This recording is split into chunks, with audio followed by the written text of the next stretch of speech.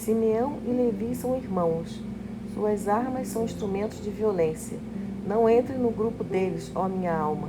Não se junte à assembleia deles, ó minha honra, porque na sua ira mataram homens e por diversão cortaram os tendões de touros.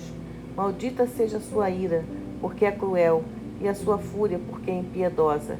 Eu os dispersarei pelo território de Jacó e os espalharei em Israel. Quanto a você, Judá, seus irmãos o louvarão. Sua mão estará sobre o pescoço dos seus inimigos. Os filhos de seu pai se curvarão diante de você. Judá é um filhote de leão. Você subirá depois de comer a presa, meu filho. Ele se agacha e se estica como um leão, e como um leão quem se atreve a acordá-lo. O cetro não se afastará de Judá, nem o bastão de governante de entre os seus pés, até que venha Siló, e a ele pertencerá a obediência dos povos. Ele amarrará seu jumento a uma videira e seu jumentinho a uma videira seleta. Ele levará a sua vestimenta em vinho e a sua roupa no sangue das uvas.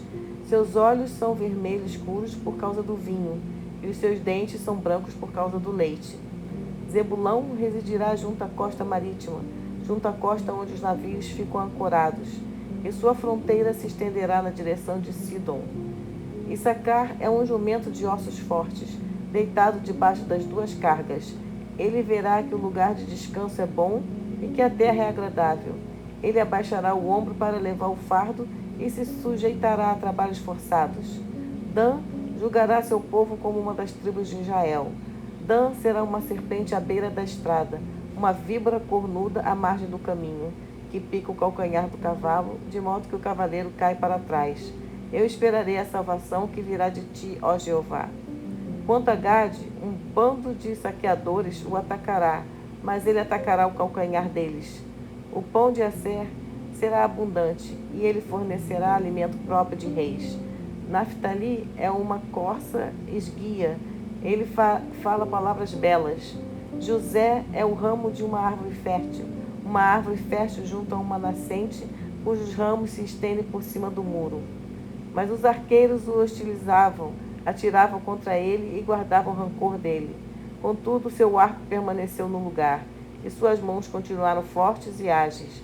Isso veio das mãos do poderoso Jacó, o pastor, a pedra de Israel. Ele provém do Deus de seu pai, e Deus os ajudará.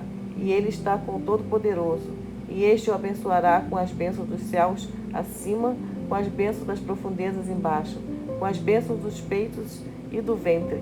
As bênçãos de seu pai serão superiores às bênçãos das montanhas eternas, às coisas desejáveis dos montes duradouros. Elas continuarão sobre a cabeça de José, no alto da cabeça do escolhido dentre os seus irmãos. Benjamim continuará a dilacerar como um lobo. De manhã comerá a presa e ao anoitecer repartirá o despojo. Desses procedem as 12 tribos de Israel, e isso é o que o seu pai lhes disse ao abençoá-los. Ele deu a cada um deles uma bênção apropriada. Depois lhes deu estas ordens: estou sendo reunido ao meu povo. Enterre-me junto aos meus pais na caverna que fica no campo de Efron, o Hitita, a caverna no campo de Maquipela, em frente de Manre, na terra de Canaã. O campo que Abraão comprou de Efron, o Hitita, com propriedade para servir de sepultura. Ali enterraram Abraão e Sara, sua esposa. Ali enterraram Isaque e Rebeca, sua esposa. E ali eu enterrei Leia. O campo e a caverna que há nele foram comprados dos filhos de Et. Assim Jacó terminou de dar as instruções a seus filhos. Então ele recolheu os pés, a cama, e deu seu último suspiro, e foi reunido ao seu povo.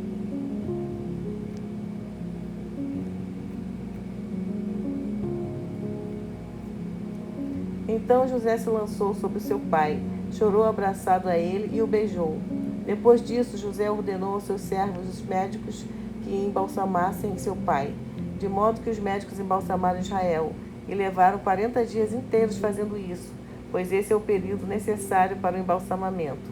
E os egípcios continuaram a chorar por ele durante 70 dias. Quando se passaram os dias de luto por ele, José disse à corte de Faraó: se eu achei favor aos seus olhos, levem a Faraó esta mensagem. Meu pai me fez prestar um juramento. Ele disse: veja, eu estou morrendo. Você deve enterrar-me na minha sepultura, que cavei na terra de Canaã. Por favor, deixe-me subir para enterrar meu pai, e depois disso eu voltarei.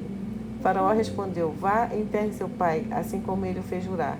Assim José subiu para enterrar seu pai, e todos os servos de Faraó foram com ele, os anciãos da sua corte e todos os anciãos da terra do Egito, também todos os da casa de José, seus irmãos e os da casa de seu pai.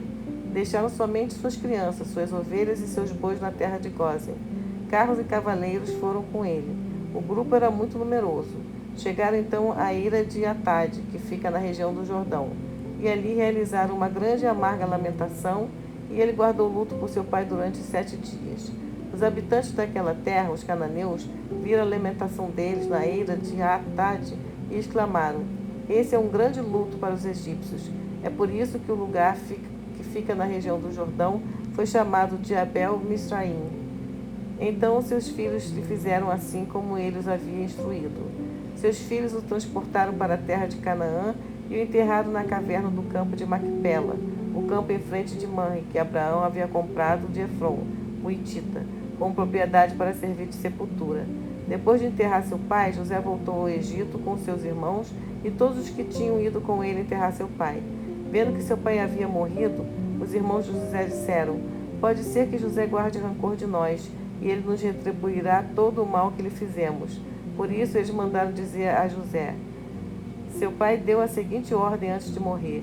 Isto é o que devem dizer a José: Eu lhe imploro, por favor, perdoe a transgressão de seus irmãos e o pecado que eles cometeram fazer-lhe tanto mal.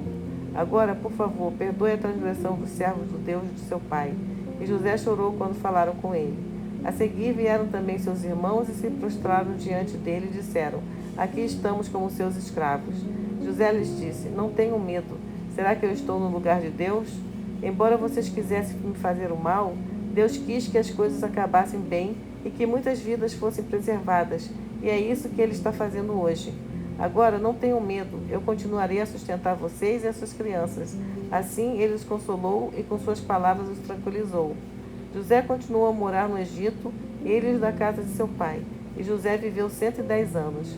José viu a terceira geração dos filhos de Efraim, também os filhos de Maquir, filhos de Manassés. José os reconheceu como seus próprios filhos. Por fim, José disse a seus irmãos: Estou morrendo, mas Deus sem falta voltará a atenção para vocês, e certamente os levará para fora desta terra, para a terra que jurou dar a Abraão, a Isaque e a Jacó. Por isso, José fez os filhos de Israel prestar um juramento, disse-lhes: Deus sem falta voltará a atenção para vocês. Prometam-me que levarão meus sócios para fora daqui. E José morreu aos 110 anos de idade. Então mandaram embalsamá-lo e ele foi posto num caixão no Egito.